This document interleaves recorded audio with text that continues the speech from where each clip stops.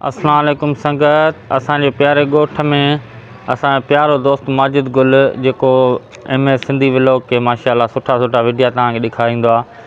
अॼु 1000 सब्सक्राइबर थिया आहिनि। उन ख़ुशीअ में माजिद गुल असांखे पंहिंजी औताक ते वठी हलंदो ऐं चांहि वग़ैरह पीआरे थो। हीअ माजिद जी औताक आहे। माशाल्लाह गुल बुल हणी वेठो आहे। औताक तमामु बहितर अथसि ऐं हीअ औताक जो सूरत हाल आहे। वधीक अंदरि हलूं था।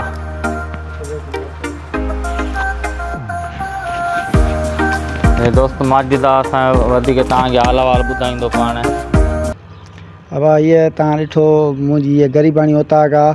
अञा तव्हांखे अंदरि ॾेखारियूं था ऐं दोस्तनि जी वॾी वॾी महिरबानी जो असांजा 1000 सब्सक्राइबर थी विया आहिनि ऐं दोस्तनि जूं लख लख लख वाधायूं असांखे। ऐं तव्हांखे असां औताक ॾेखारींदासीं। हींअर भई टांकी भरियूं था। अचो तव्हांखे हेॾा मोटर जो दीदार वठायूं। हे प्लेटूं बि आहिनि औताक में लॻियल। पखा बखा हलंदा आहिनि। हर शइ हलंदी आहे। हे मोटर हींअर हली रहियो आहे। इहो टांकी भरिजे हेॾी ऐं अचो त तव्हांखे अंदरि वठी हलूं।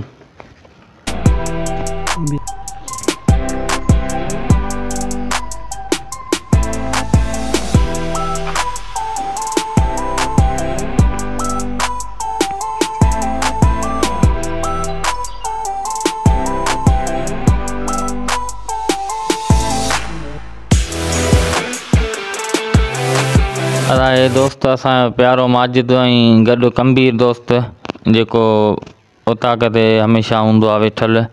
ऐं को महिमान वग़ैरह ईंदो आहे त भई हुन लाइ इंतज़ामु सुठो थियल आहे। हिते माजिद जी औताक कॾहिं असां ॾिठी थी कोन, पर अॼु 1000 सब्सक्राइबर मुकमिल थी विया। उन ख़ुशीअ में असांजे माजिद चयो त मां तव्हांखे पंहिंजी औताक ते वठी हलां। वधीक हुते कचहरी बि कंदासीं। माजिद खां हाल अहवाल वठंदासीं। मूंखे अॼु तमामु घणी ख़ुशी आहे जो असांजा थोरे अरसे में 2 महीननि में 1.5 महीननि में 1000 सब्सक्राइबर थी विया आहिनि ऐं तमामु घणी ख़ुशी आहे। महिरबानी आहे दोस्तनि जी। इन ख़ुशीअ में अॼु मां सिंफला खे पंहिंजी औताक ते वठी आयुसि। सिंफला खे ख़बर कान हुई त मुंहिंजी औताक बि आहे।